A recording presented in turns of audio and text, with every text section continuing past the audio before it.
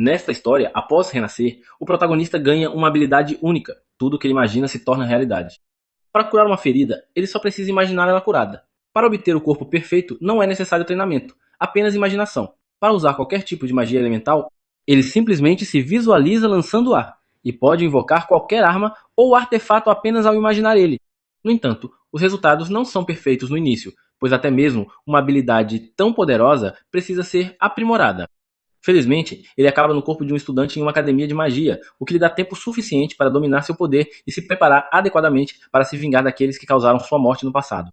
Então, o que aconteceu foi o seguinte: naquele dia, portais que levavam a masmorras misteriosas surgiram repentinamente pelo mundo, e monstros dessas masmorras começaram a invadir. A humanidade estava impotente contra essas criaturas, e os únicos capazes de detê-las eram aqueles que haviam despertado habilidades mágicas. Entre essas pessoas estão os Buscadores Dourados, um grupo de indivíduos especialmente poderosos que trabalhavam para proteger o mundo dos monstros mais fortes. Eles são Ingolf Fanditz, Cláudia Bourgeot, Nathaniel Cavell, Iwako Hideki e Lehuak. Esses 5 heróis usam seus poderes para derrotar qualquer monstro que entre no mundo humano, mas nem sempre têm os melhores interesses da população em mente. Quando um civil é encurralado por um monstro, Ingolf ordena que Cláudia vá ajudar as vítimas, mas ela não se importa o suficiente para agir. Parece que o homem está prestes a ser capturado por um ogro, mas o monstro é atingido no rosto pelo líder dos Buscadores Dourados, Misato Kyo. Sorrindo, ele diz a todos que cuidará do resto dos monstros sozinho. Ele salta, certificando-se de que todos estão bem, e carrega uma grande explosão de energia em sua mão, usando-a para atravessar os monstros como uma bola de demolição humana, eliminando-os imediatamente. Os outros apenas observam, impressionados, enquanto ele derrota sozinho uma horda massiva de monstros. Mas isso não é surpresa, afinal, com sua magia temporal, ele pode ver o futuro e sempre sabe o que o monstro fará em seguida. Com esse nível de força, Misato já não é mais humano. Em questão de minutos, o exército de monstros jaz morto pelas ruas, e Misato enfrenta o último monstro, que cai tão facilmente quanto os outros. Ele finalmente relaxa, tendo protegido a paz das pessoas. Tudo o que resta é selar o portal para que mais monstros não cheguem. No momento em que sela o portal, uma explosão o lança para dentro da masmorra, prendendo-o atrás de seu próprio selo. Seus 5 companheiros o observam de fora da masmorra sem qualquer preocupação. Mesmo com suas habilidades temporais, ele nunca viu um futuro como esse. Ele se aproxima do selo e pergunta se todos estavam envolvidos nesse plano horrível e por que fariam algo assim com ele. A resposta é óbvia para eles. O desejo de Misato de garantir que todos estivessem seguros colocava constantemente sua equipe em perigo. Ele se tornou um monstro de nível sem que use magia temporal, enquanto o resto de sua equipe só queria ganhar dinheiro. Cansados dele, decidiram selar ele para que pudessem se concentrar em dominar o mundo, em vez de se preocupar com o bem-estar das pessoas. Com isso, a equipe se afasta, rindo do homem que está prestes a morrer. Misato bate no selo, exigindo ser resgatado, mas eles nem sequer olham para trás enquanto se afastam. Ele não consegue acreditar que o traíram por razões tão egoístas, especialmente porque todos os seus esforços eram apenas para proteger o mundo dos monstros. Ele não entende por que fizeram isso depois de tudo o que passaram juntos, mas não tem tempo para descobrir, pois os monstros da masmorra começam a perceber que ele está preso e avançam em sua direção. Misato instintivamente se vira para enfrentá-los, mas é recebido por uma muralha de monstros famintos e poderosos. Ele usa sua visão do futuro para tentar encontrar um futuro onde possa sobreviver, mas todas as visões terminam em sua morte inevitável. Parece que seu futuro já não existe mais, e esse é realmente o fim para ele. No entanto, Misato não quer morrer como covarde. Ele avança contra os monstros com um punho dourado, determinado a derrotar o maior número possível e mudar o futuro. No final, embora tenha derrotado centenas deles, milhares ainda marcham em sua direção. Enquanto está ajoelhado no chão, com seu próprio sangue se acumulando ao seu redor, ele percebe que não há escolha além de aceitar a morte. Mas, mesmo que vá morrer, ele garantirá que as coisas não terminem ali. Enquanto os monstros o soterram, ele tenta desesperadamente fazer com que sua morte não seja em vão. Ele carrega sua magia temporal em seu corpo com a intenção de reencarnar e se tornar mais forte para alcançar o auge de sua força. Uma vez reencarnado, ele definitivamente buscará vingança contra eles por tudo o que fizeram. Toda a raiva e desespero em seu corpo continuarão a crescer até o dia em que ele possa finalmente se vingar. Com o último esforço, ele ativa a magia temporal, cobrindo toda a área com uma luz dourada brilhante. Quando Misato abre os olhos novamente, está em um corpo muito mais jovem, em um lugar diferente. Ele se levanta da cama de hospital e olha no espelho. Esse novo corpo tem um rosto mais jovem e cabelo curto. Ao tocar o espelho, ele percebe que a reencarnação funcionou como planejado. Agora, ele parece estar em um hospital, mas o lugar tem medicamentos que ele não reconhece. Devem ter passado vários anos desde o incidente e ele espera que não tenha sido tempo demais para que ainda possa se vingar dos traidores. Em uma mesa ao lado da cama, ele encontra uma carteira de estudante que deve ter pertencido ao antigo dono do corpo que ele está usando. Pela data no cartão, ele percebe que pelo menos 20 anos se passaram desde o incidente, o que significa que ele ainda deve ter tempo para encontrá-los. O nome do estudante é Azayoski, e ele possui o atributo do vazio no nível 1. Ver esse atributo faz Misato rir maniacamente de sua sorte. Em sua vida anterior, ele era temido por seus companheiros por ser o mais forte devido ao seu atributo temporal. Mas, à medida que melhorava, percebeu que não podia ficar mais forte, porque, embora sua clarividência pudesse ver tudo sobre o mundo, nem ele conseguia enxergar a verdadeira profundidade do poder do atributo do vazio. Agora, o corpo que ele possui tem esse poder misterioso. Misato sente pena do garoto, pois o atributo do vazio é tão raro e inexplorado que ninguém sabe como treinar ele. Provavelmente por isso o garoto ainda está no nível 1, e também deve ter sido ridicularizado várias vezes por não ter um atributo, apesar de, sem saber, possuir o mais forte. Agora que sabe da situação em que está, Misato faz uma promessa ao garoto que já se foi. Ele fará seu nome conhecido no mundo como o aventureiro mais forte que já existiu. Graças à sua clarividência, Misato sabe como treinar o atributo do vazio. Com esse poder, ele se tornará o mais forte do mundo. Uma vez que treinar esse corpo fraco de nível 1 para algo verdadeiramente poderoso, ele garantirá que os traidores de sua vida passada se arrependam de ter traído ele e causado sua morte.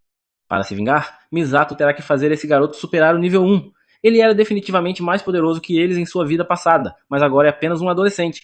O atributo do vazio, como o nome sugere, é um tipo de magia relacionada ao controle do Nihil, que permite ao usuário projetar livremente sua imaginação na realidade.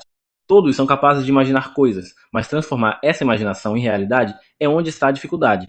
Felizmente para Misato, o corpo que ele assumiu está gravemente ferido, o que significa que ele pode praticar suas novas habilidades curando a si mesmo. Tudo que ele precisa fazer é aplicar a imagem que tem em sua mente ao seu corpo e visualizar suas feridas se curando lentamente. Se ele se concentrar, pode imaginar cada célula de seu corpo sendo restaurada pela magia. Lentamente, ao aplicar a magia primeiro em seu braço, um grande hematoma começa a se curar. É apenas uma magia rudimentar por enquanto, então a velocidade de recuperação não é grande, e ele pode perceber que o interior do braço não está totalmente curado, mas ainda é um progresso muito promissor.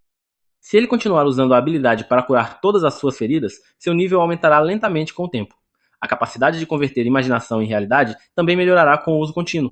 À medida que sobe de nível, o alcance do tipo de imagens que ele pode transformar em realidade também aumentará. Com esse desenvolvimento constante, ele poderá criar muitas coisas diferentes e, eventualmente, usar diversos tipos de magia. Chegará ao ponto em que a imagem que o usuário cria em sua mente poderá ser criada perfeitamente na realidade. Enquanto pensa nas possíveis aplicações de suas novas habilidades, um médico entra pela porta e fica chocado ao ver que ele finalmente acordou. Misato tenta se levantar, mas o médico pede que ele se sente, pois foi gravemente ferido após ser atacado por um monstro. Essa é a primeira vez que Misato ouve o que aconteceu com o antigo dono de seu corpo. Deve ter sido muito grave, porque o médico está surpreso que ele tenha acordado. Ele acha que o milagre deve ser graças à bênção dos santos. Essa é a primeira vez que Misato ouve falar dos santos, mas para o médico é conhecimento comum, e ele fica chocado que Misato não saiba sobre ela, conhecida como a Santa dos Santos do Pentagrama. Misato também não sabe o que é isso, e o médico atribui sua falta de conhecimento básico ao fato de que ele acabou de recuperar a consciência após ferimentos graves. Por enquanto, ele muda de assunto para fazer um exame completo em Misato. Ao sair, Misato não consegue tirar os santos do pentagrama de sua mente.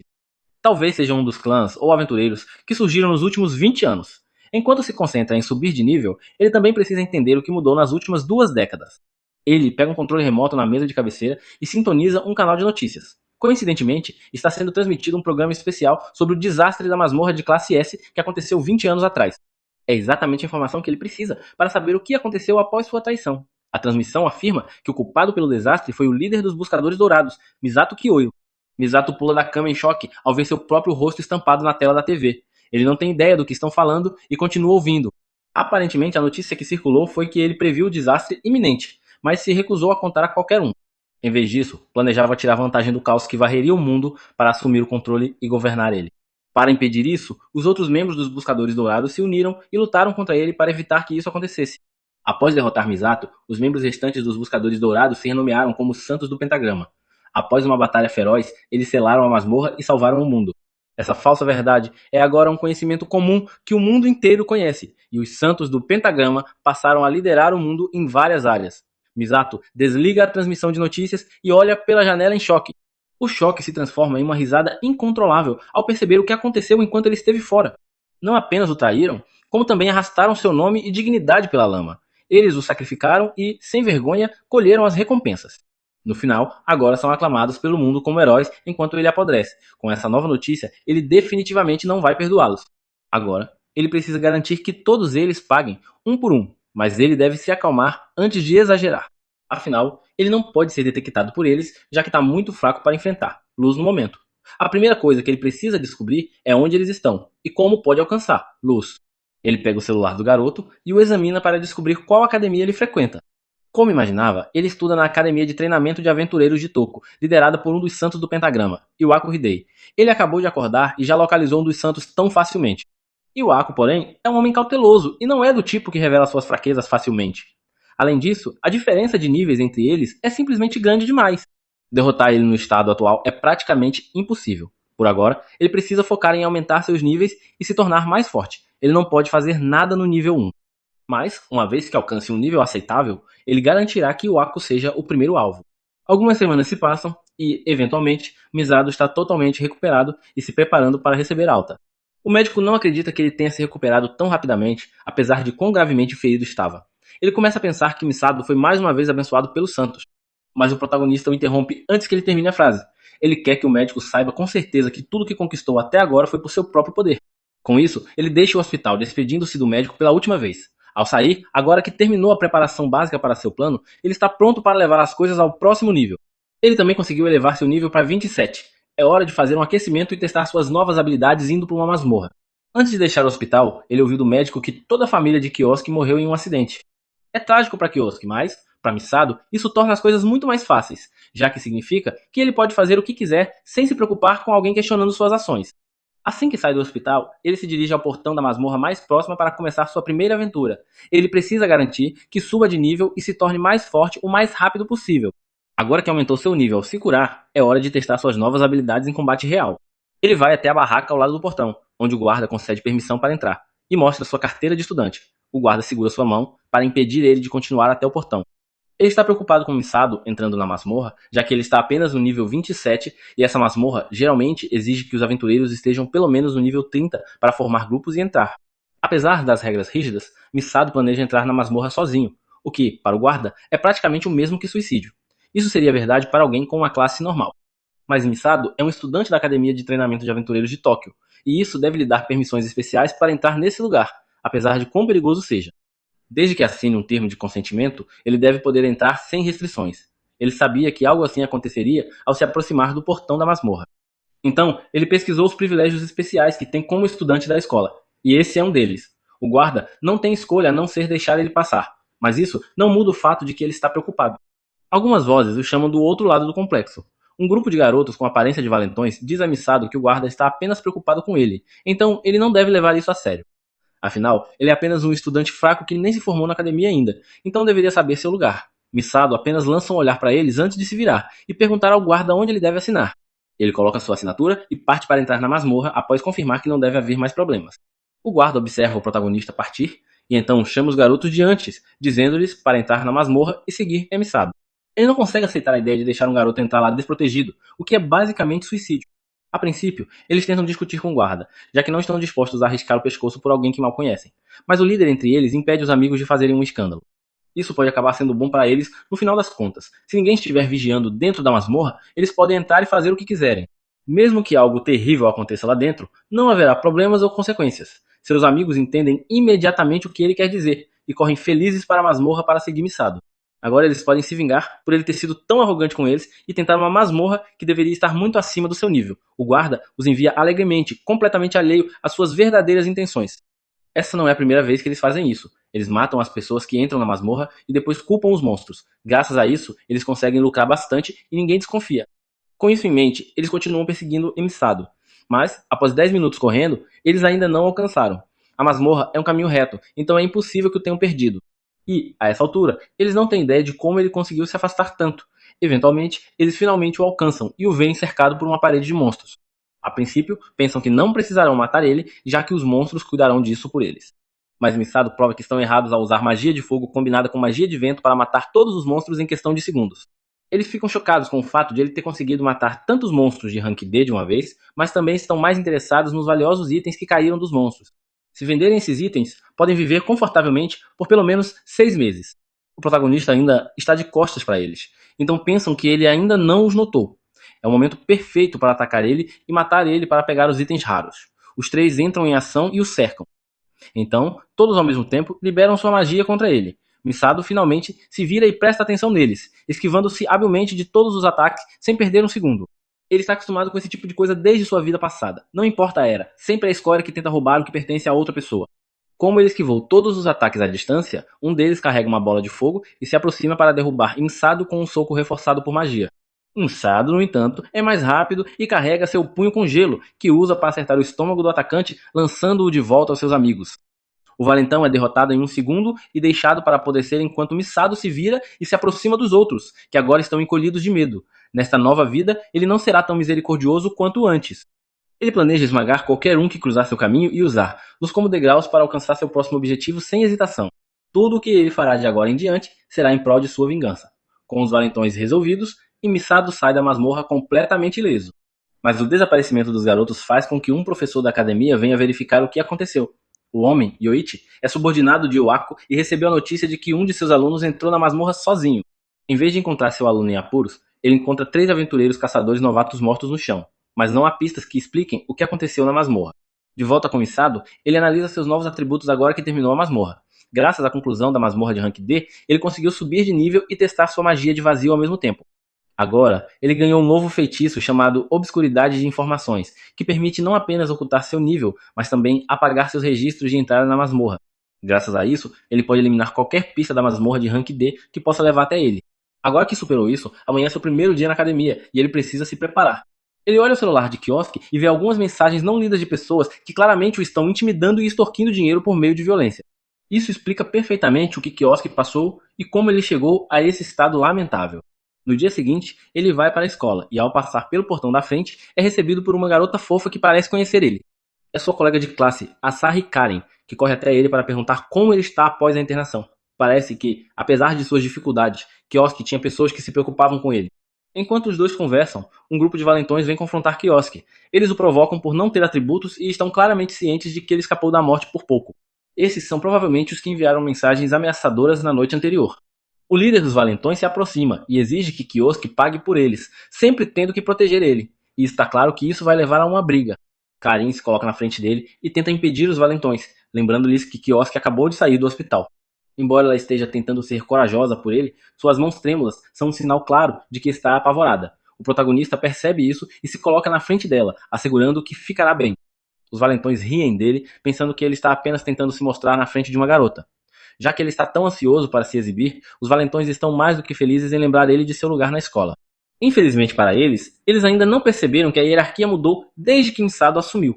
Ele fez uma promessa ao garoto cujo corpo tomou, de que fará seu nome conhecido no mundo como o aventureiro mais forte.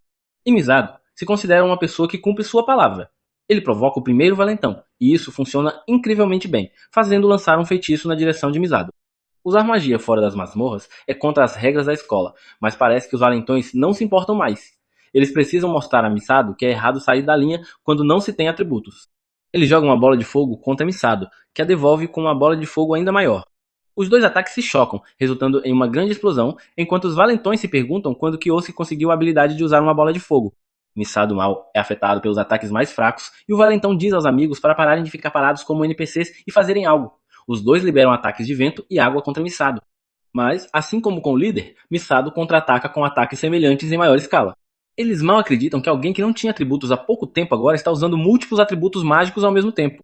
Esse é um poder que eles nunca ouviram falar antes, mas é apenas o começo. Misado estava apenas usando os poderes deles para anular seus ataques, mas agora é sua vez de partir para o ataque. Ele carrega uma enorme bola de fogo atrás de si para intimidá-los, e o tamanho dela os faz fugir de medo. Ao se aproximar, Misado agarra o mais próximo, que está gritando por ajuda enquanto tenta fugir. Então ele pergunta ao garoto se ele deu alguma ajuda a Kiosk quando ele precisava. Sem esperar a resposta do garoto, ele o agarra pelo rosto e o levanta enquanto carrega uma enorme bola de fogo em seu punho. Ele sabe que não há necessidade de ouvir o que o cara tem a dizer, já que pessoas como ele sempre acabam dizendo as mesmas coisas. Por isso, não importa o que ele diga, não vai impedir o punho de Misado de acertar seu rosto. Com isso, ele desfere um golpe poderoso no garoto, lançando-o para trás e deixando-o inconsciente no pátio da academia. Karen mal consegue acreditar que esse é o mesmo Kiosk de antes. Mas é óbvio que algo nele mudou. Agora, Kiosk não será mais alguém que qualquer um pode intimidar. Ele começará a trilhar o caminho para se tornar o aventureiro mais forte. Após verem quão poderoso Misado realmente é, os valentões começam a implorar desesperadamente por suas vidas. Eles carregam um amigo caído e saem mancando do pátio, ainda chocados com o fato de que Kiosk parece ter se tornado uma pessoa completamente diferente depois de receber a alta do hospital. Misado suspira desapontado. Depois de toda a conversa, o valentão não era tudo o que parecia ser. Ele caminha com Karen para dentro da escola, e é evidente que todos os alunos viram o que ele fez no pátio. Todos o encaram e sussurram entre si enquanto ele passa. Missado nota os olhares e se pergunta se chamou a atenção demais ao se exibir assim. Enquanto caminha com Karin, alguém tenta atravessar a multidão para alcançar ele antes que ele entre na sala de aula. É Yoichi, que se aproxima de Kiosk para fazer algumas perguntas antes da aula. Kiosk não faz ideia de quem seja esse cara, mas ele parece um veterano. Seria definitivamente uma dor de cabeça lidar com ele, e ele decide recusar o convite para conversar. Ele se vira e diz que não podem falar agora, pois a aula está prestes a começar, mas Yoichi não aceita um não como resposta. Ele se apresenta como o líder do Mordendo o Gato, um clã criado pelo diretor Iwako para a escola.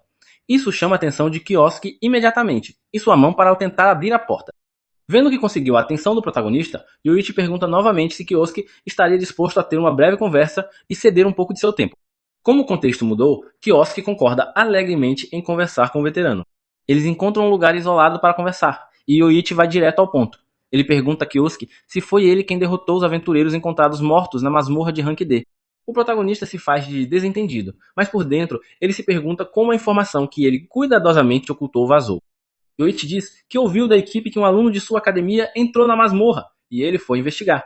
Dentro da masmorra, ele encontrou os corpos de criminosos infames, conhecidos por caçar novatos. Além disso, há menos de 10 minutos, Kiosk usou múltiplos atributos para lutar contra seus colegas. Embora tudo isso seja verdade, a forma como Yoichi apresenta suas evidências mostra que ele não sabe realmente os detalhes da magia do protagonista. E ele também não tem provas de que foi realmente Kiosk quem eliminou aqueles aventureiros novatos. Yoichi fica mais agressivo e ordena que Kiosk confesse o que fez.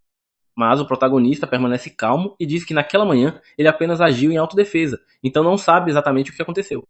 Então, ele coloca a mão no bolso do casaco e tira a carteira de estudante que alterou para mostrar um nível falso. A carteira diz que ele está apenas no nível 1, o que significa que ele não poderia ser forte o suficiente para fazer todas as coisas de que está sendo acusado. Além disso, ele também tem um atributo de vazio, que é conhecido por ser um atributo inútil, praticamente equivalente a não ter magia. O fato de Kiosk ser apenas um ninguém e estar desperdiçando o tempo de Yoichi o deixa irritado. Ele se vira para sair, pedindo desculpas por chamar ele sem motivo. Antes de ir, ele avisa Kiosk para evitar agir de forma suspeita, para não causar problemas aos seus superiores. Kiosk observa o veterano sair com um sorriso. Parece que ele encontrou alguém que será benéfico para seus planos futuros. Se conseguir colocar Yoichi sob seu controle, o veterano poderá se aproximar de Iwako sem que o diretor fique desconfiado. A próxima coisa que ele precisa fazer é encontrar uma maneira de transformar Yoichi em seu peão. Este é o momento perfeito para testar um feitiço experimental que ele vem desenvolvendo há algum tempo. Enquanto isso, Yoichi vai se encontrar com o diretor Iwako para entregar um relatório sobre o incidente na masmorra de Rank D. Iwako ouve em silêncio antes de lembrar a Yoichi que é incomum ele cometer erros. Ele já havia avisado seu subordinado várias vezes para ter cuidado ao escolher quem usar. Yoichi pede desculpas por seus erros e se curva ao diretor, prometendo tentar acalmar a situação o mais rápido possível. Iwako se aproxima de seu subordinado, que continua curvado, e lembra que, se for descoberto que ele trabalhou com aventureiros que caçam novatos, a reação também alcançará o diretor, que é um santo do pentagrama. Então, ele agarra o aluno pelo rosto e diz que, se ele continuar cometendo erros como esses, será descartado sem hesitação. Yoichi abaixa ainda mais a cabeça e diz ao homem mais velho que entende. Por fora, ele parece educado e submisso, mas por dentro, Yoichi está furioso por ter que lidar com esse velho. Se soubesse que as coisas terminariam assim, ele teria tentado extorquir mais dinheiro de suborno dos caçadores de novatos. Agora que os assuntos principais foram discutidos, Iwako ainda não acredita totalmente na história de Yoichi. Segundo o relatório que ele deu, o aluno que causou toda essa confusão deveria ser pelo menos um estudante do terceiro ano. Mas, de acordo com os registros, nenhum aluno do terceiro ano entrou na masmorra recentemente. O que Iwako suspeita é que o monstro derrotou o grupo enquanto eles estavam ocupados caçando novatos. E agora, Yoichi está tentando desesperadamente encobrir isso. Em vez de pensar que um dos alunos da academia é capaz de derrotar caçadores de novatos sozinho, é mais realista pensar que Yoichi está apenas mentindo para salvar a cara. A única forma de Iwako estar errado é se algo incomum aconteceu. Yoichi imediatamente se lembra do aluno com o atributo de vazio de antes. Ele pergunta a Iwako se é possível que um atributo único esteja envolvido nessa confusão. Embora seja plausível, também é altamente improvável, e Iwako não acredita nisso. Yoichi ouviu o que precisava saber e diz ao diretor para deixar com ele. Ele descobrirá a causa raiz do problema e lidará com isso rapidamente, e ele sabe que Kiosk é por onde deve começar. No dia seguinte, um grupo de alunos está participando de um curso de treinamento em uma masmorra. Todos liberam sua magia contra os monstros da masmorra, mas alguns deles são fortes demais e pulam sobre os alunos para atacar. Luz. Os alunos correm desesperadamente enquanto Yoichi passa por eles e atinge um monstro pelas costas com uma magia poderosa, fazendo-o cair no chão. Ele calmamente diz aos alunos para não quebrarem a formação e permanecerem calmos e organizados. Os alunos se maravilham com o quão incrível Yoichi é, e não estão surpresos que ele tenha sido escolhido pelo diretor Iwako para liderar o Mordendo o Gato. Agora que todos os monstros na área foram eliminados, ele deixa o resto da limpeza da masmorra para os alunos e se afasta para lidar com o assunto pessoal. Agora que os assuntos urgentes foram resolvidos, é hora de fazer o que realmente veio fazer. Ele tira uma joia do bolso e ativa para revelar a localização atual de Kiosk. As correntes brilham por um momento e apontam para uma direção muito mais profunda na masmorra, bem longe dos outros alunos. É exatamente o que Yoichi pensava. Há definitivamente algo estranho acontecendo com Kiosk, e ele está determinado a descobrir o que é. Isso é muito melhor para ele, já que ninguém pensaria duas vezes sobre a morte de um aluno que se afastou do grupo. Ele apenas dirá a todos que encontrou Kiosk já morto mais fundo na masmorra. Tragédias como essas são comuns em masmorras, e ele não perderá o sono por isso. Quanto mais Yoichi pensa no aluno estranho, mais certeza ele tem de que há algo que ele precisa descobrir. Primeiro, foi o incidente com os caçadores de novatos, e depois disso, foi só problema após Kiosk receber alta do hospital. Os garotos que Kiosk derrotou também contaram uma história bastante interessante que ele quer saber mais. Quando os interrogou, eles imploraram por perdão e alegaram que o garoto sem atributos os enfrentou sozinho e até usou vários tipos de magia para atacar Luz. Não apenas isso, mesmo depois de usar o mesmo tipo de magia que eles usaram, ele também criou uma chama enorme como nada que já tinham visto antes. Tudo isso é surreal demais para Yoichi acreditar, e ele está quase completamente certo de que eles estão mentindo. Após terminar de perguntar aos garotos o que precisava saber, ele os deixou, mas não antes de dizer a seus subordinados para reeducá-los e garantir que entendam que a academia não tem utilidade para fracos que perdem para pessoas incompetentes. Ele se afasta enquanto os garotos imploram por misericórdia, mas a questão já está decidida e ele não planeja mudar de ideia. Um dos valentões fala antes que ele possa sair da sala. Este é o mais gravemente ferido entre eles, e é o mesmo que Kiosk acertou com um soco carregado de fogo devastador. Ele avisa Yoichi que Kiosk há muito deixou de ser humano e tem um nível de poder completamente diferente. O medo em seus olhos definitivamente não é algo que pode ser fingido, e para garantir, Yoichi colocou Kiosk em uma aula especial organizada pelo Mordendo Gato.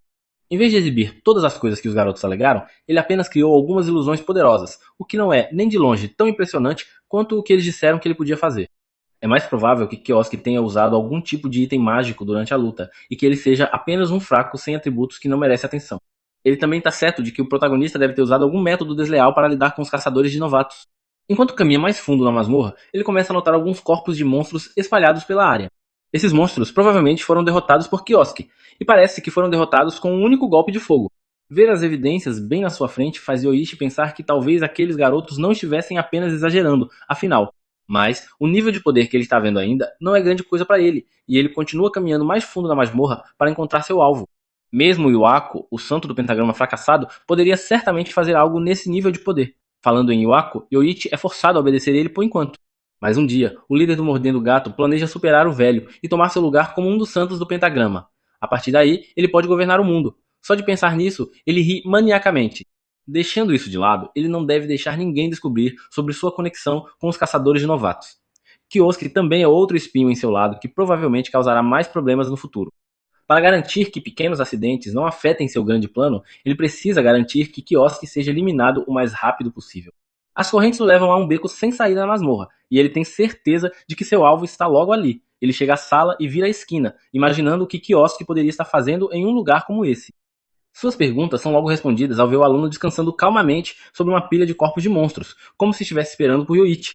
No momento em que ele vira a esquina, Kiosk o repreende por estar atrasado e fazer ele esperar.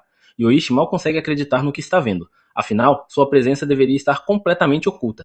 Mas está claro que Kiosk estava pacientemente esperando por ele o tempo todo. Sua mente começa a disparar enquanto ele se pergunta como Kiosk conseguiu notar sua presença. Mas o protagonista repete seus pensamentos perfeitamente antes que ele possa terminá-los. Além de ser poderoso em graus desconhecidos, parece que o protagonista agora também pode ler pensamentos. Isso é mais um problema para Yoichi se preocupar enquanto tenta descobrir com quem está lidando. Sem mais motivos para se esconder no canto, Yoichi sai e pergunta diretamente a Kiosk o que ele realmente é. Kiosk não responde à pergunta e, em vez disso, elogia Yoichi por ser alguém escolhido pessoalmente por Iwako. Mas então, ele também diz que esse feito não é algo que ele deva considerar tão importante. A maneira como ele caçou novatos e extorquiu o dinheiro deles é um ato covarde, assim como seu mentor, Iwako. Isso é algo que ninguém deveria saber, mas está claro que Kiosk tem seu veterano completamente desvendado. Então, o protagonista pula da pilha de corpos para confrontar seu veterano diretamente. Ele sabe que Yoichi parece gostar de atormentar os outros, mas isso é apenas porque ele nunca entendeu como é ser caçado. Agora que ele decidiu cruzar o caminho de Kiosk, o protagonista ficará mais do que feliz em ensinar ele como é ser caçado, e no final ele usará sua magia para fazer Yoichi dançar. Depois de tudo que viu hoje, Yoichi pode confirmar por si mesmo. Kiosk se tornou alguém incrivelmente perigoso que ele não pode ignorar. Ele ativa uma espada com magia de fogo e se prepara para batalhar com um aluno poderoso. Pelo bem de sua ambição, ele fará o seu melhor para derrotar Kiosk a todo custo. Sem perder um segundo, Yoichi avança do chão em direção ao protagonista, correndo contra ele e desferindo um golpe devastador. Kiosk esquiva sem esforço e não está nem um pouco impressionado com o fraco nível de habilidade de Yoichi. Então, ele retribui o ataque, carregando uma bola de fogo na mão e enviando-a de volta para Yoichi. O aluno veterano corta a chama com sua espada, e ele também não está impressionado com o nível de habilidade de Kiosk. Está claro que ambos estão se contendo um contra o outro, e a batalha está apenas começando. Assim que a chama se dissipa, um raio corta diretamente em sua direção, e ele mal consegue bloquear ele com sua espada. Então, várias estacas afiadas surgem do chão abaixo dele, mas ele consegue cortá-las todas em um instante com alguns golpes rápidos de espada. Isso confirma que Kiosk realmente é capaz de usar múltiplos atributos mágicos ao mesmo tempo. Parece que há algo louco acontecendo com sua magia de vazio que ele nunca ouviu falar antes. Enquanto fala, Kiosk corre por trás dele com uma espada de gelo e tenta um golpe pelas costas. Mas Yoichi é rápido o suficiente para reagir a tempo e bloquear ele. Agora, de repente, o veterano está na defensiva, sendo empurrado para trás por um Kiosk muito mais forte e rápido. Agora, o líder do Mordendo Gato está começando a ficar irritado. Desde que Kiosk surgiu do nada, ele não fez nada além de atrapalhar os planos de Yoichi. Kiosk não tem ideia do que ele está falando, já que nem sabe quais são os planos do veterano. O plano dele é muito simples. Ele quer um dia se tornar a pessoa que superará Iwako. Depois de fazer isso, ele tomará o lugar de Iwako como um dos santos do pentagrama. Kiosk não entende por que ele escolheria Iwako, já que há outros santos do pentagrama. Mas a razão é simples também. É porque Iwako é um santo do pentagrama fracassado. Se Yoichi planeja se tornar um santo do pentagrama, faz sentido que ele mire no mais fraco. E uma vez que consiga se tornar um deles, ele ganhará o direito de governar o mundo. Kiosk não está nem um pouco impressionado com um plano simples e desinteressante. Ele pensou que Yoichi poderia ter chegado a Iwako primeiro, mas parece que o veterano tem apenas uma ambição patética. Não há necessidade de se preocupar com alguém tão insignificante tomando seu lugar como a pessoa que matará Iwako. A crítica indesejada enfurece Yoichi, e ele avança contra o protagonista com novo vigor, e os dois colidem com suas respectivas espadas. Yoichi só quer poder, dinheiro e mulheres ao seu alcance com facilidade. Ele quer o tipo de poder onde, não importa o quanto pise nos outros, ninguém possa dizer nada.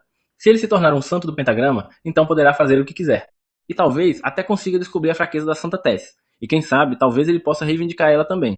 Kiosk está cansado de ouvir os delírios de seu oponente faminto por poder e se prepara para encerrar essa batalha de uma vez por todas. Com um movimento rápido de sua espada, ele lança Yoichi para trás, e a força é forte o suficiente para quebrar a espada do veterano. Além disso, graças às divagações inúteis de Yoichi, isso deu a Kiosk tempo suficiente para preparar um feitiço especial. Yoichi se encolhe de medo enquanto Kiosk se aproxima e diz para ele dançar. Então, ele coloca a palma da mão perto do rosto de Yoichi, usando sua magia de vazio para lançar uma hipnose absoluta. O feitiço exige algum esforço para quebrar o espírito do alvo primeiro, mas, uma vez ativado, permitirá que Kiosk tenha controle total sobre a vontade de seu oponente. Ele ordena que Yoichi se levante, e em um instante, ele se ergue como um zumbi. Parece que o feitiço foi um sucesso, e ele conseguiu colocar Yoichi sob seu controle total. Então, ele dá ordens ao seu novo fantoche para focar em completar a missão da masmorra pelo bem da classe. Mais tarde, ele receberá mais instruções sobre o que fazer a seguir. Finalmente, Kiosk diz a ele para voltar a usar seu tom normal, já que seu tom atual está muito robótico. Com isso, Yoichi retorna, mas agora está completamente sob o controle de Kiosk. Enquanto o homem se afasta, Kiosk deixa escapar um sorriso malicioso antes de voltar para seu grupo.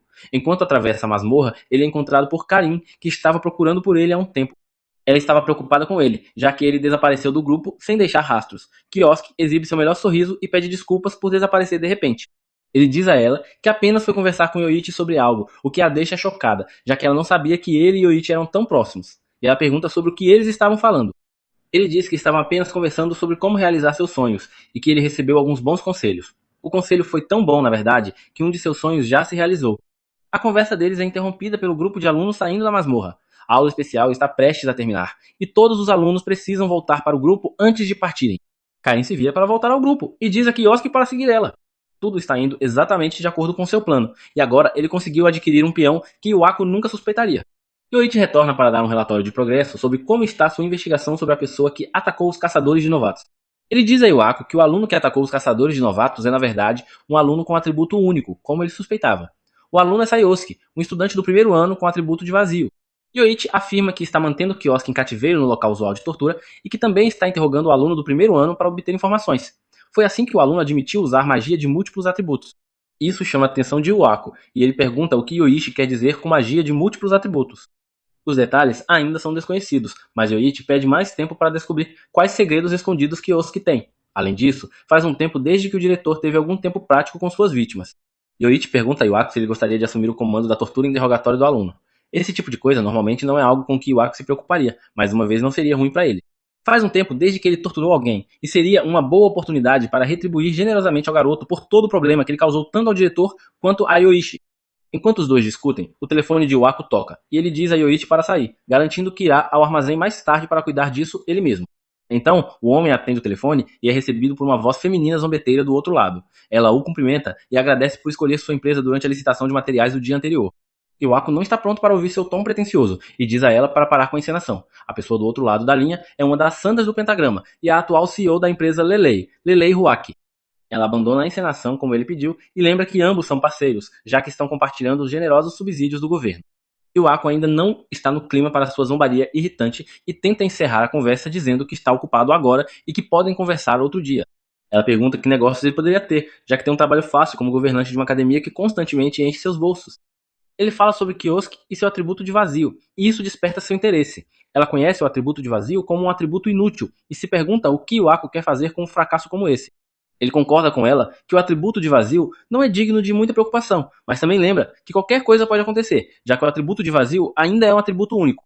Está óbvio para ela que Iwako ainda está pensando na magia de atributo de tempo de Kuichiro Masado. O diretor não gosta de ouvir esse nome e grita com ela tão alto que ela precisa afastar o telefone dos olhos por causa do volume. Iwako ainda é tão temperamental quanto sempre quando o Misado é mencionado, mas ela não pode culpar ele por isso. Afinal, assim que Insado despertou seu poder de atributo de tempo, o equilíbrio de poder entre os aventureiros mudou completamente. Como ela disse o que precisava, ela decide encerrar a chamada e diz que entrará em contato com ele mais tarde. Iwako bate o telefone na mesa assim que a chamada é desconectada. Ele não gosta de falar com ela, e especialmente não gosta de ouvir o nome de seu ex-líder. Só de ouvir isso o deixou exaltado, e parece que agora é o momento perfeito para ele descarregar toda a sua raiva. Iwako se dirige a um armazém isolado na floresta, onde ele e Yoichi normalmente realizam seus métodos de tortura em suas vítimas. Enquanto caminha em direção às grandes portas, ele pensa em como vai torturar o aluno. Passando por vários métodos de tortura diferentes em sua cabeça, ele não pôde descarregar toda sua raiva em Misado, então ele a despejará em Kiosuke. A porta se abre para um armazém vazio e nem Kiosuke nem Yoichi estão lá. Enquanto Iwako tenta entender o que está acontecendo, Yoichi surge por trás com sua espada desembainhada e aponta diretamente para o rosto de Iwako.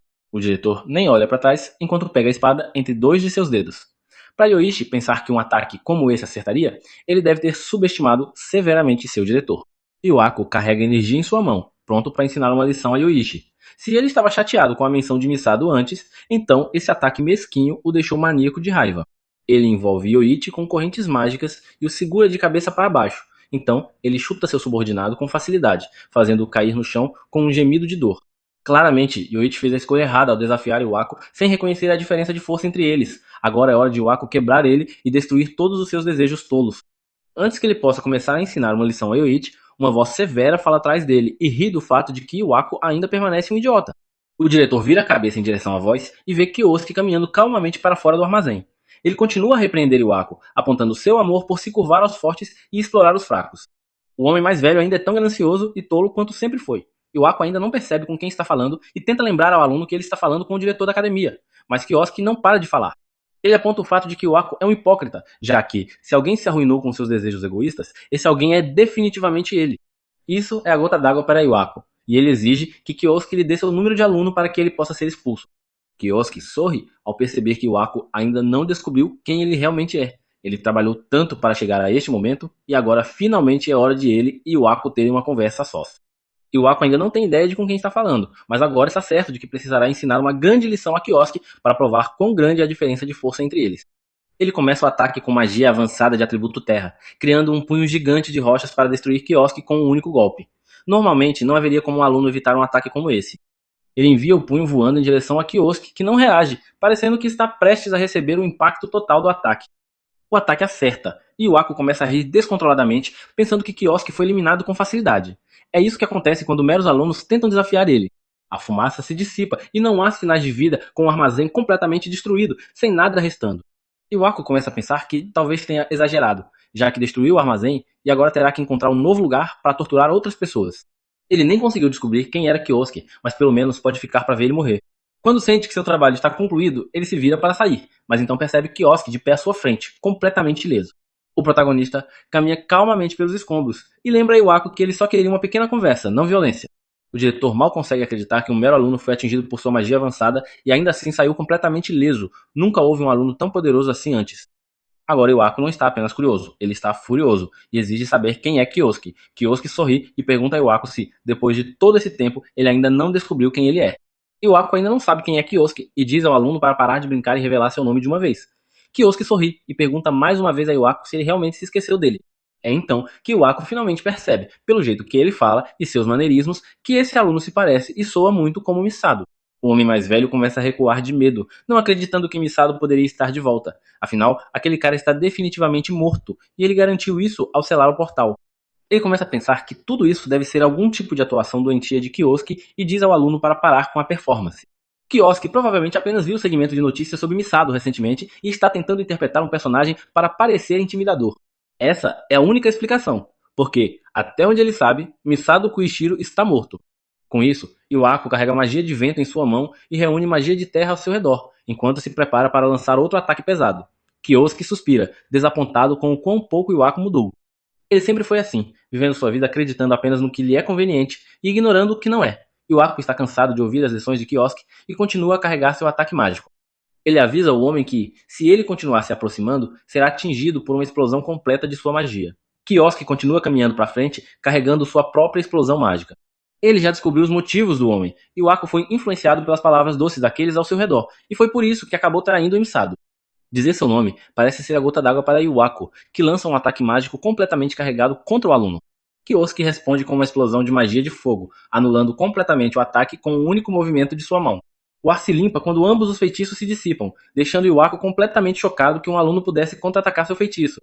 Além disso, ele contra-atacou com a mesma técnica que Misato usou para derrotar o monstro final durante o desastre do portal há 20 anos. Não há mais como negar. Está óbvio que este realmente é Misato, que de alguma forma voltou para se vingar. E o Ako cai de joelhos enquanto começa a se lembrar de tudo. Ele tem certeza de que o selaram na masmorra, e Misato deveria estar definitivamente morto, mas parece que ele de alguma forma sobreviveu. Kioski assegura que ele foi realmente selado e preso, jogado nas profundezas do desespero. E o Ako finalmente aceita que este realmente é Misato diante dele. E o aluno se aproxima de seu diretor com um sorriso, parecendo feliz que o Ako finalmente se lembrou dele. E o Ako está tão chocado que precisa perguntar novamente se Kioski realmente é o falecido Emisado Kuishiro. O diretor não espera por uma resposta e se levanta para desafiar ele novamente. Ele simplesmente não pode acreditar que este realmente é Emisado. Aquele homem morreu há mais de 2 décadas, e para ele estar aqui, isso significa que ele de alguma forma voltou a este mundo.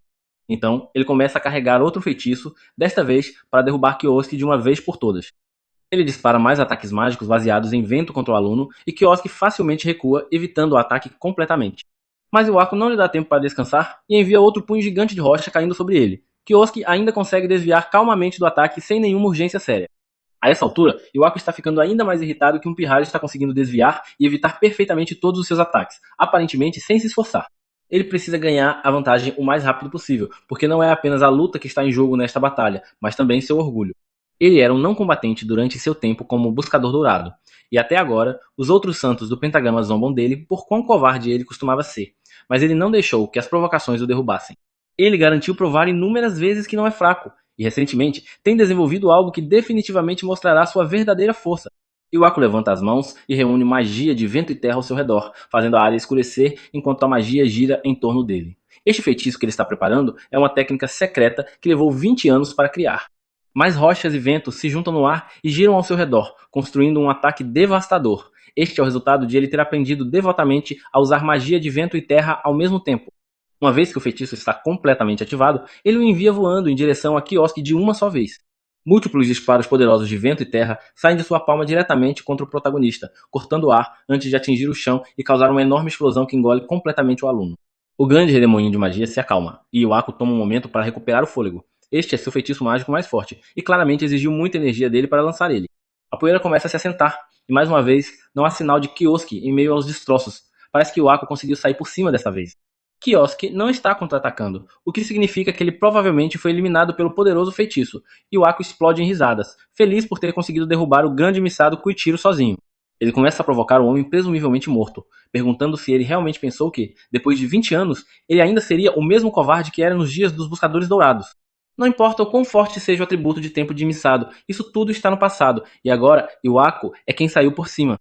Naquela época, quando grandes lutas aconteciam e os Buscadores Dourados vinham salvar o mundo, tudo o que Iwako podia fazer era se esconder e coletar itens para a equipe. Mas isso foi há 2 décadas, e Iwako não é mais a mesma pessoa que costumava ser.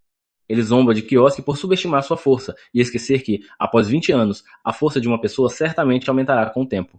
É natural que ele tenha ficado mais forte, afinal. Agora que ele tem o feito de finalmente derrubar Koichiro, ele garantirá que os outros santos do pentagrama não ajam mais com arrogância. Agora ele começará seu reinado como o verdadeiro mais forte entre os santos do pentagrama. Uma voz interrompe seu discurso delirante e pergunta se ele finalmente terminou. Kiosk sai da poeira completamente ileso e limpa a sujeira extra de seu corpo. Após receber tantos ataques, de alguma forma ele está completamente ileso. Kiosk, por sua vez, está pelo menos um pouco impressionado que Iwako tenha se tornado capaz de usar uma magia tão poderosa.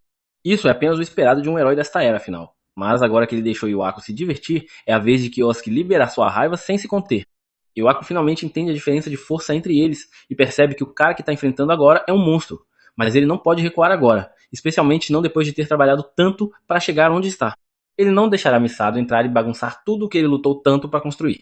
Iwako continua pressionando o ataque usando outro punho de terra para tentar agarrar Kiosk, mas o protagonista não reage a outra iteração do mesmo ataque repetitivo. A mão desce sobre Kiosk e se fecha, mas ele facilmente dissolve a magia de terra com água. Mais uma vez, toda essa luta é apenas Iwako latindo alto, enquanto Kiosk espera que ele termine e se esgote. Nenhum de seus ataques será suficiente para derrotar o protagonista, e, a essa altura, ele está apenas perdendo seu tempo. Apesar disso, ele ainda continua a desperdiçar sua energia liberando quantidades infinitas de ataques mágicos contra Kiosk, mesmo enquanto o aluno continua a desviar e contra-atacar tudo sem esforço. A essa altura, ele está apenas tentando desesperadamente manter o protagonista afastado por medo. Mas Kiosk está farto dessa luta. Ele usa um ataque limpo para desviar toda a magia antes que ela o alcance. Então, ele usa outro ataque de vento para empurrar Iwako para trás, fazendo-o colidir com uma árvore. Antes que o homem mais velho possa se levantar, Kiosk se aproxima com um punho reforçado por fogo, pronto para derrubar o homem de uma vez por todas. Iwako, percebendo que não há mais para onde ir, se encolhe diante de Kiosk, implorando desesperadamente por perdão. Kiosk para o punho flamejante por um momento enquanto o homem continua a se humilhar diante dele. Ele pede desculpas pelo que aconteceu há 20 anos e continua implorando por sua vida. Embora pareça arrependido por fora, ele está contando com a empatia esmagadora de Kiosk para deixar ele escapar. Se ele implorar o suficiente, certamente Kiosk o deixará sair com a cabeça ainda no lugar. Mas o protagonista apenas diz a ele para calar a boca. Ele pode ver através dos truques do homem mais velho e sabe que esse é o mesmo método que usaram para prender ele naquela época. Não há como ele deixar o que aconteceu da última vez se repetir. Parece que Kiosk está além de súplicas a essa altura, e ele se prepara para encerrar a luta rapidamente, reacendendo seu punho flamejante. Iwako se levanta e continua a implorar, lembrando Kiosk que eles costumavam ser amigos, mas já é tarde demais. O protagonista diz ao homem que ele não tem mais o direito de chamar ele de amigo. Agora, ele se tornou apenas um demônio da vingança. Então, sem hesitação, ele acerta seu punho flamejante no rosto do homem e segue com vários ataques de alta intensidade, espancando brutalmente o homem até deixar ele à beira da morte. Enquanto Iwako começa a perder a consciência, ele começa a perceber que nunca deveria ter mexido com o Missado Koichiro para começar. Kiosk desfere um último soco poderoso, lançando o homem para trás e deixando-o inconsciente. Apesar do espancamento brutal, ele garantiu não matar Iwako. Afinal, ele ainda tem algumas perguntas para o homem. Essas perguntas terão que esperar, no entanto, porque o homem está completamente desacordado e incapaz de falar. Depois de um tempo, Iwako acorda e vê Kiosk pairando sobre ele. O homem imediatamente grita e recua de medo antes de voltar a implorar para não ser morto. Kiosk diz para ele se acalmar, garantindo que ele ainda não vai morrer. Mas, em troca, há algumas perguntas que ele precisa responder. Kiosk coloca a mão no bolso de Iwako e pega seu telefone. A primeira coisa que ele precisa é de informações sobre a Santa do Pentagrama, Lelei Huaki. Iwako tenta alcançar o telefone, mas Kiosk o mantém fora de seu alcance. Ele examina o histórico de chamadas e, segundo o registro, Iwako falou com Lelei ainda hoje. Kiosk exige saber sobre o que eles estavam conversando. Sabendo muito bem que provavelmente morrerá se não cooperar, Iwako cede e revela que Lelei deve chegar ao Japão em 3 dias e queria falar sobre sua próxima visita. Kiosk sorri com a informação. Em 3 dias, um de seus alvos estará vindo diretamente até ele. Isso torna tudo muito mais fácil e o ajuda a decidir o que fazer a seguir. Com isso, ele joga o telefone de volta para Iwako e ordena que ele trate Lelei normalmente por enquanto. No entanto, ele também avisa o homem para não revelar nada sobre sua identidade. Kiosk colocou um feitiço especial no coração de Iwako enquanto ele estava inconsciente. O feitiço permitirá que Kiosk o monitore, e se ele contar a ela quem ele é, o coração de Iwako explodirá em chamas em um instante. Isso faz o homem mais velho congelar em pânico enquanto seu cérebro luta para processar a informação. Sem mais nada a dizer, Kiosk sai, incentivando Iwako a garantir que cumpra sua promessa. A verdade é que Kiosk não usa esse tipo de magia, mas, sabendo quão covarde Iwako é, um blefe como esse funcionará tão bem quanto lançar o feitiço de verdade. Ele não quer usar a hipnose absoluta em Iwako porque deseja que o homem esteja em completo desespero enquanto ainda mantém sua consciência. 3 dias se passam e um voo discreto está a caminho do Japão. Lele Huaki está nesse voo e olha pela janela com tédio enquanto um de seus seguranças a informa que estão quase chegando. A comissária de bordo vai para a parte de trás para anunciar aos passageiros que o avião chegará em breve ao Japão. Mas, antes que ela possa terminar a frase, ela grita no microfone quando algo acontece com ela. Um grupo de homens armados está sequestrando o avião e mantém a comissária sob a mira de uma arma. Um dos homens aponta sua arma para o grupo de civis desarmados e ordena que todos se deitem no chão. Lelei se levanta sem hesitação, enquanto os homens continuam a gritar e caminham em direção à parte traseira do avião. Então, em um instante, ela corre na frente de um dos homens e o agarra pelo colarinho, usando magia para jogar ele no chão antes que ele possa reagir. Com um fora de combate, ela corre até o outro, que mantém a comissária refém e o nocauteia com um rápido golpe de palma no rosto. Em questão de segundos, ambos os criminosos estão incapacitados e os passageiros olham para cima para ver Lele Huaki de pé sobre seus corpos inconscientes. O avião aterrissa sem mais incidentes e os criminosos são escoltados pela polícia. O dono do aeroporto chega pessoalmente para agradecer a Lelei por seus esforços em lidar com os criminosos de forma rápida e silenciosa. Lelei está apenas feliz por ter, coincidentemente, pegado o mesmo voo que os sequestradores, para que pudesse estar lá para detê-los. Graças a isso, eles evitaram que a reputação do avião fosse manchada. Mais importante para ela, no entanto, é que os criminosos estavam usando um tipo especial de arma que não é detectado por detectores. Recentemente, muitos grupos têm se armado com equipamentos feitos de materiais obtidos em masmorras. É por isso que Lelei planeja fornecer à sua equipe alguns desses equipamentos especiais de autodefesa. Ela coloca a mão no ombro do dono e diz diretamente que quer os equipamentos que o aeroporto usa. Compreendendo imediatamente o que ela quer, ele abaixa a cabeça e garante que fará isso acontecer. Uma vez dentro do aeroporto e fora do alcance de possíveis ouvintes, Lelei faz uma ligação e diz às pessoas do outro lado da linha para liberar os sequestradores. Ela foi quem plantou os sequestradores para eliminar, Luz e salvar o dia. Ao fazer isso, ela ajudou a selar o acordo com o dono do aeroporto e até ganhou publicidade extra como resultado. Ao sair do aeroporto, um grupo adorador de fãs está esperando para demonstrar seu carinho por ela. Todos a veem como a heroína Lelei Huaki, e ela sorri e acena de volta para eles. Ela chega à academia de treinamento de aventureiros de Tokugo e vai ao escritório de Iwako para discutir negócios com ele. Ela ainda está curiosa sobre o aluno com o atributo de vazio que Iwako mencionou anteriormente por telefone. Ela quer saber se houve algum progresso na investigação do aluno. Iwako hesita por um momento, mas admite que tudo não passou de um alarme falso. As ataduras e feridas em seu rosto não são da conta de Lelei, e ela não pergunta sobre eles. Em vez disso, ela vai direto ao ponto da discussão. Agora que confirmou que o aluno com o atributo de vazio não é nada além de uma perda de tempo, Iwako ainda está aterrorizado com o feitiço que Kiosk alegou ter colocado em seu coração e tenta desesperadamente parecer normal para não atrair suspeitas indesejadas dela. Lelei coloca sua xícara na mesa e vai ao ponto principal da discussão, que é uma nova droga que sua empresa está desenvolvendo. Eles precisarão escolher quem será o próximo cobaia para a experimentação, e ela quer usar os alunos da academia para isso. Kiosk ouve toda a conversa por um fone de ouvido conectado à sala. Ele está enojado com as coisas que está ouvindo do outro lado da ligação, e isso só ajuda a tomar sua decisão. A próxima pessoa que experimentará o desespero de sua vingança será Lelei Huaki. Em sua casa, Kiosk assiste às notícias do dia enquanto pensa em seu plano. As notícias falam sobre Lelei Huaki e como ela chegou recentemente ao Japão. Também a elogiam por lidar com sequestradores que tentaram derrubar seu avião. Kiosk está muito focado em seu plano para se importar com o segmento de notícias. Lelei Huaki é uma das pessoas que o traíram há 20 anos. Pela pesquisa que ele conseguiu fazer, ele descobriu que ela produz armas únicas usando materiais de masmorras. E também parece que ela conseguiu fazer uma fortuna vendendo-as. Mas, a julgar pela conversa que ela teve com Iwako anteriormente, é provável que ela esteja usando a escola e seus alunos para fazer coisas ruins. Na superfície, ela se apresenta como uma heroína, mas nos bastidores, ela se aproveita dos outros. Isso não é algo que Kiosk pode simplesmente permitir que aconteça debaixo de seu nariz. Ele vai para a escola enquanto tenta descobrir o que fazer. Dizer que quer se vingar de Lelei Huaki é uma coisa, mas ele não tem ideia de como proceder. A segurança da escola ficou muito mais rigorosa desde que Lelei se envolveu com seus assuntos. Então, por enquanto, tudo que ele pode fazer é investigar a situação e tentar encontrar uma brecha. Enquanto caminha pelos corredores, a Sahi vem cumprimentar ele a caminho da aula. Ela percebe que ele está lendo um artigo sobre Lelei Huaki e não esconde o quanto admira a mulher mais velha. Enquanto conversam, ela menciona algo chamado a Grande Serpente de Chongshan, que é muito popular. A Grande Serpente de Chongshan é um clã criado por Lelei, e eles têm muitos membros poderosos. É provável que os homens de terno preto que estavam protegendo Lelei anteriormente também fossem desse clã. Muitos dos alunos da escola também estão planejando se juntar ao clã, assim como organizações militares. Ela pergunta quais são os planos dele, e inicialmente ele quer dizer que não há nada que ele gostaria de fazer. Mas então ele percebe que usar esse clã pode ser uma maneira perfeita de se aproximar de Lelei. Ele toma uma decisão e agradece a Asahi por ajudar ele a descobrir o que fazer daqui para frente. Então ele se afasta. Asahi não tem ideia do que ele está falando, mas está feliz em ajudar mesmo assim. No escritório de Iwako, o diretor está cuidando de alguns negócios quando seu telefone toca, fazendo pular de medo. Ele atende e é quiosque do outro lado da linha. Ele precisa de um favor de Iwako e está relacionado à próxima vez que Lei entrar em contato com ele. Enquanto isso, em um laboratório de pesquisa seguro, homens de jaleco caminham pela sala enquanto um aluno está ajoelhado no chão, acorrentado e claramente em sofrimento.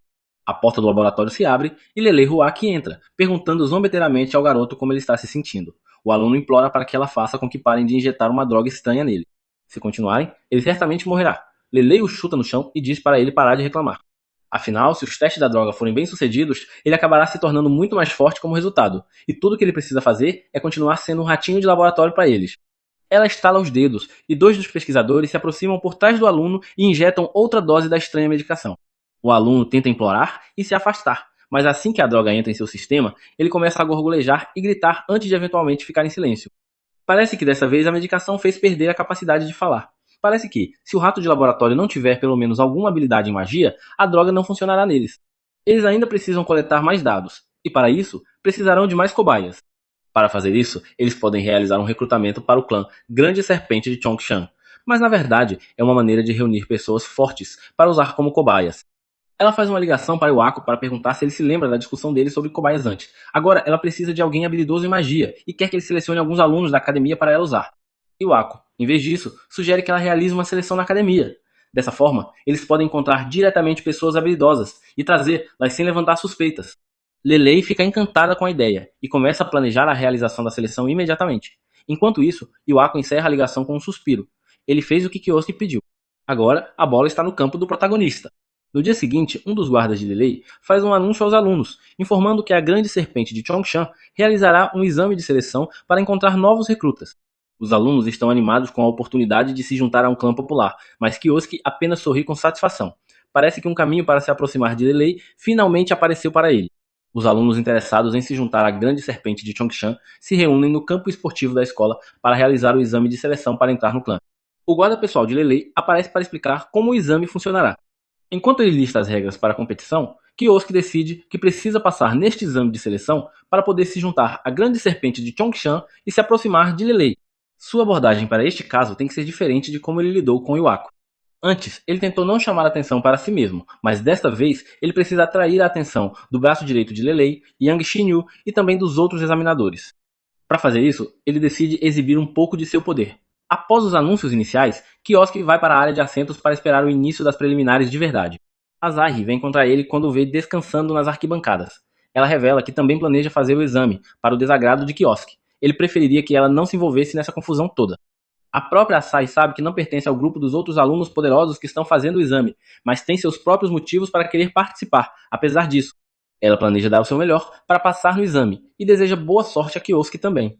Os exames começam e tudo inicia com um teste para medir o poder mágico. Os guardas apresentam um orbe que será usado como dispositivo de medição para visualizar o poder mágico de qualquer um que o tocar. Os alunos devem se apresentar um a um e despejar seu poder mágico no orbe, sendo avaliados com base no que for exibido. O primeiro grupo de alunos não impressiona muito o examinador responsável pelas notas, que dá à maioria deles pontuações médias. Então chega a vez de Kyosuke, que avança com orgulho até o orbe para fazer seu teste, mostrando sua carteira ao examinador ao passar. O homem não fica muito impressionado ao ver um usuário de atributo de vazio de nível 30 e já não espera muito dele. No entanto, suas expectativas são completamente superadas quando Kyosuke libera uma quantidade massiva de poder mágico, fazendo o orbe brilhar com uma luz intensa que quase cega todos na área. Eles mal conseguem acreditar no quão poderoso ele é apenas pelo primeiro teste.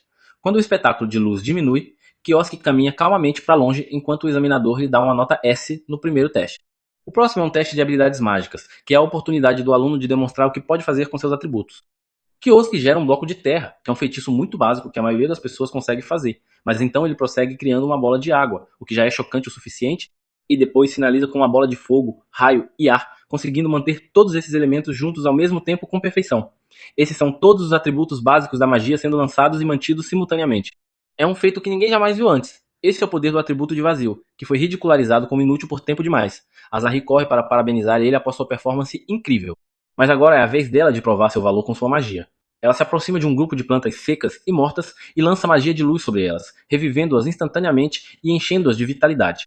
Os outros alunos riem do fato de que tudo o que ela consegue fazer é reviver plantas mortas, o que não é nada especial.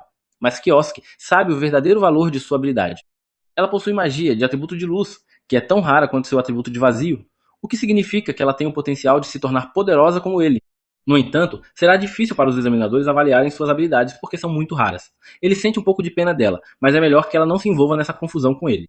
Inesperadamente, apesar dos pensamentos de Kiosk, Yang Shinil anota o nome dela como alguém que vale a pena tentar como cobaia. Após todos os exames, a última etapa é um duelo individual com os examinadores. Esses examinadores são membros da Grande Serpente de Chongshan, então naturalmente os alunos não têm chance de vencer. Mas essa luta não é sobre se os alunos podem ganhar ou perder. Todos serão avaliados com base em quão bem lutam. Yang Shinyu está bem ciente de que não há como o aluno vencer contra eles em primeiro lugar. Chega a vez de Kiosk, e ele está programado para enfrentar um dos examinadores mais intimidantes do evento. Ele já causou um grande impacto durante o exame com toda a exibição que fez anteriormente. Então o examinador está mais do que feliz em enfrentar ele e provar que seus resultados nos outros testes não significam nada quando se trata de combate real. Kiosk concorda humildemente e diz que está animado para aprender muito com a luta deles. O examinador está ansioso para terminar isso com um único golpe e cria um grande ataque de magia de terra, disparando múltiplos projéteis contra Kiosk. O aluno imediatamente consegue bloquear ele com magia de vento e contra-ataca completamente, devolvendo todo o ataque ao examinador. Ele não acredita que um mero aluno poderia destruir sua magia com um único golpe. Mas, quando olha para cima, Kiosk desapareceu. Então, ele reaparece atrás do homem com um estilete afiado feito de magia de água pressionado contra sua garganta. O vencedor é declarado imediatamente, e Kiosk sai vitorioso no exame. Yang Shinyu não consegue acreditar que um aluno seria capaz de vencer alguém de seu clã, e começa a se perguntar quem é Kiosk. Mais tarde naquele dia, ele liga para Lei Huak para explicar os detalhes do exame. Ela pergunta se ele encontrou algum cobaia interessante, e ele menciona um aluno em particular que é bastante interessante. Ele passou no exame com uma performance esmagadoramente forte e parece ter o atributo de vazio. Assim que Lei ouve isso, ela percebe que o aluno é provavelmente a mesma pessoa que o Ako estava investigando. Agora que ouviu isso, parece que ela conseguiu colocar as mãos em uma cobaia muito interessante.